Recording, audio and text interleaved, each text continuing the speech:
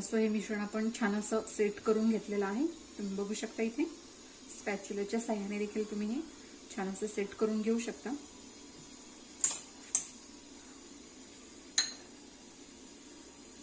So यावर आपण काजूचे काही काप इथे अशा पद्धतीने लावून घेणार आहोत.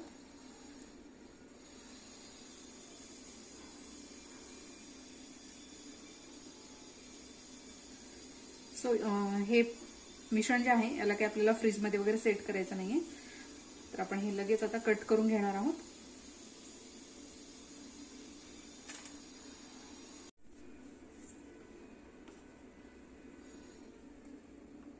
अशा पद्धतीने याला आपण कट करून घेणार आहोत.